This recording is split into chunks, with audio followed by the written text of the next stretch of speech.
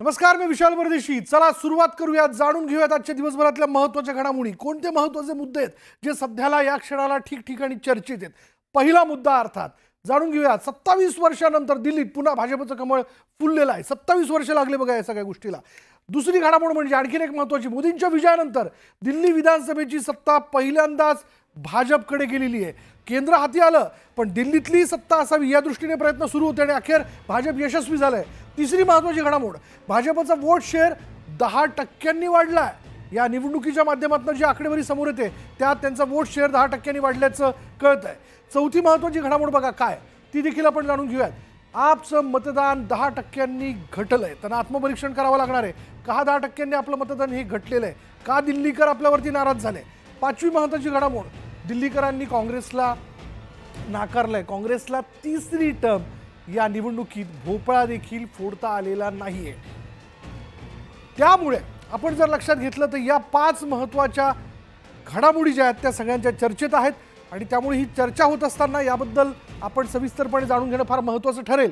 पण आता दिल्लीचं तख्त कोण राखणार याविषयी सकाळपासून जेव्हा चर्चा होत होती तेव्हा जेव्हा निवडणुकीचे आकडे समोर यायला लागले त्यातनं स्पष्ट झालं की आता भाजपच दिल्लीचं तख्त, विधानसभेचं तख्त राखणार। त्यांच्याकडेच ही विधानसभा जी आहे ती जात आहे आणि एकूण जर आपण लक्षात घेतलं तरी दणदणीत विजय मिळवलेला आहे। आम आदमी पार्टीला मोठा झटका दिला। आम आदमी पार्टीचे जे दिग्गज नेते होते त्यामध्ये अरविंद केजरीवाल असतील, मनीष सिसोदिया असतील, सत्येंद्र जैन असतील, यांचा पराभव झालेला आहे।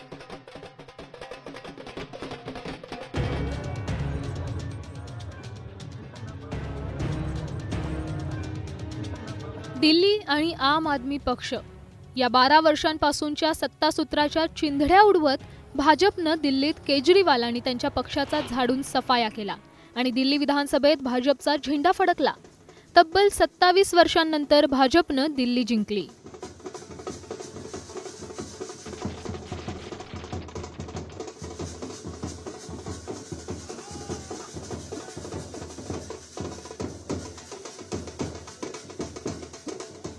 दिल्ली विधानसभेचा निकाल, भाजपनं दिल्लीत एकहाती सत्ता मिळवत तब्बल 48 जागा जिंकल्यात, तर सत्ताधारी आम आदमी पक्षाला यावेळी केवळ 22 जागाच जिंकता आल्या।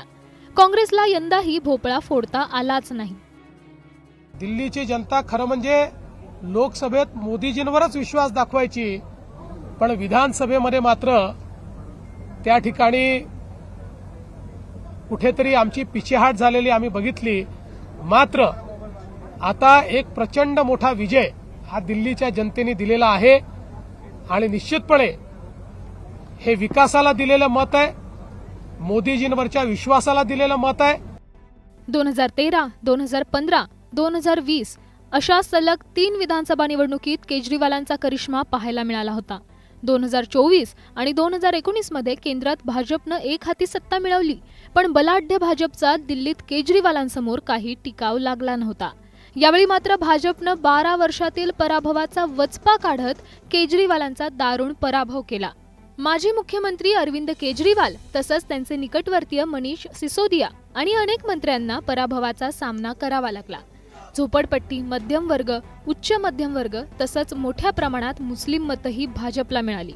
भाजपनं मतदारांना अनेक आश्वासनं दिली, ज्यात भाजपनं दिलेली मोठी आश्वासनं: महिलांना दरमहा 2500 रुपये मानधन देण्याची घोषणा, गरीब महिलांना LPG सिलेंडरवर 500 रुपयांचं अनुदान, होळी आणि दिवाळीला 1 सिलेंडर मोफत, मातृसुरक्षा वंदन योजनेअंतर्गत 6 पोषण किट्स, गर्भवती महिलांना 21,000 रुपये, वंचितांना आयुष्मान भारत योजनेचा लाभ, 60 ते 70 वयोगटातील ज्येष्ठ नागरिकांची पेन्शन 2,000 रुपयांवरून 2,500 रुपये करणार, 70 वर्षावरील ज्येष्ठ नागरिक, विधवा, निराधार महिलांचे पेन्शन 2,500 वरून 3,000 रुपये करण्याचं आश्वासन अशा घोषणा होत्या। खरं तर मध्यम वर्ग ही भाजपची हुकुमी मतपेढी। ही मतपेढी दिल्ली विधानसभा निवडणुकीत अधिक भक्कम झाली। दिल्लीत भाजपची 33 ते 35% पारंपरिक मतं आहेत, त्यात यंदा 11% वाढ झाली आहे। त्यामुळे सर्वच स्तराच्या मतदारांनी भाजपला कौल दिल्याचं पाहायला मिळालं।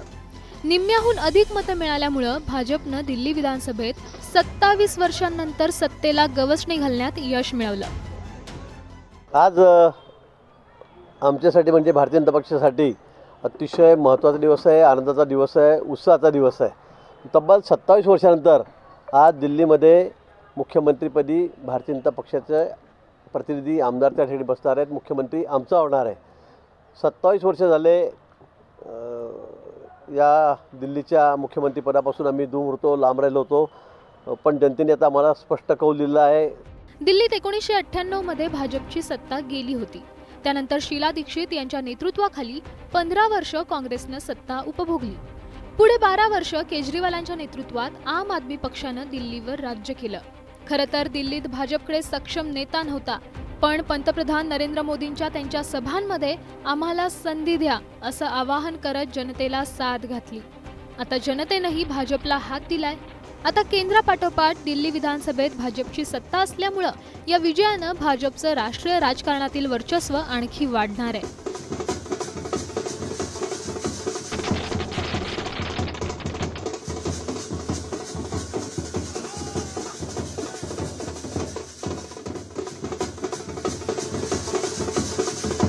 Bureau report, news 18 Lokmat.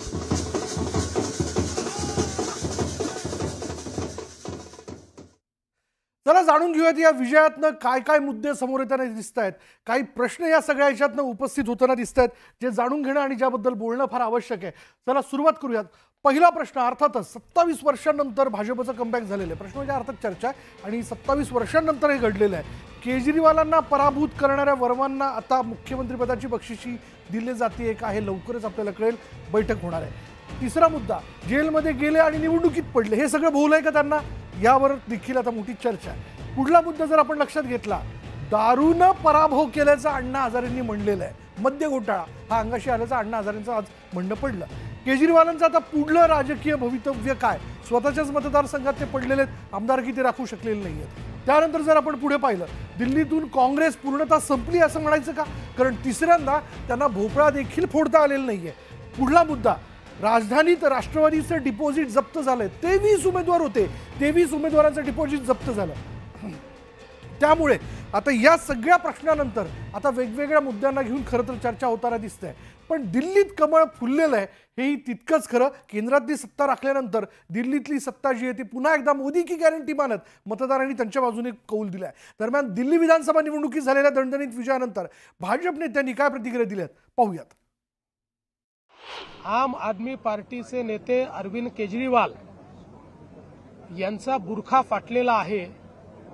सातत्याने खोटी आश्वासनं देऊन आणि लोकांना त्या ठिकाणी भटकवत ज्या प्रकारे त्यांनी राज्य केलं, त्या परंपरेचा आज अंत झालेला आहे आणि खोटं राजकारण चालणार नाही हे दिल्लीच्या जनतेने दाखवून दिलेलं आहे। मी कालच प्रतिक्रिया दिली होती, राहुल गांधींची कव्हर फायरिंग आहे। त्यांना हे लक्षात आलेलं आहे की दिल्लीमध्ये त्यांना काही मिळणार नाही, त्यामुळे आधीच राहुल गांधींनी हारल्यानंतर काय त्या ठिकाणी बहाणे सांगायचे याची तयारी काल करून ठेवली। तर दिल्ली विधानसभा निवडणुकीत जॉईंट किलर ठरले ते म्हणजे भाजपचे परवेश वर्मा। नवी दिल्ली मतदारसंघातून अरविंद केजरीवाल यांचा परवेश वर्मा यांनी 4089 मतांनी पराभव केला। त्यामुळे भाजपकडून वर्मा यांना दिल्लीच्या मुख्यमंत्रीपदाची बक्षिसी दिल्या जाऊ शकते अशी चर्चा सध्या दिल्लीतील राजकीय वर्तुळात सुरू आहे। नवी दिल्ली मतदारसंघात हाय व्होल्टेज लढत होती। भाजप आपला पराभव करूच शकत नाही असा दावा केजरीवाल यांनी निवडणुकीपूर्वी केला होता, पण वर्मा यांनी केजरीवालांच्या विरोधात निवडणूक लढवत त्यांचा दारुण पराभव केला आणि त्यामुळे वर्मा यांच्या नावाची जोरदार चर्चा सुरू झाली आहे। या विजयानंतर भाजप कार्यकर्त्यांनी सेलिब्रेशन केलंय। मुख्यमंत्रीपदाच्या शर्यतीत वर्मांचं नाव येतं आणि त्यांच्यासह दुष्यंत गौतम, रमेश बिधुडी यांची नावं आघाडीवरती आहेत। पण आजच्या विजयानंतर वर्मा यांनी सर्वात आधी गृहमंत्री अमित शहा यांची भेट घेतली, तर दुसरीकडे दिल्लीतील सत्ता स्थापनेसंदर्भात अमित शहा जे.पी. नड्डांच्या नेतृत्वात येत्या 2 दिवसात भाजपच्या वरिष्ठ नेत्यांची महत्त्वाची बैठक होणार आहे। याच बैठकीत मुख्यमंत्रीपदाच्या चेहऱ्याबद्दल निर्णय होणार असल्याची माहिती सूत्रांकडून देण्यात आली आहे।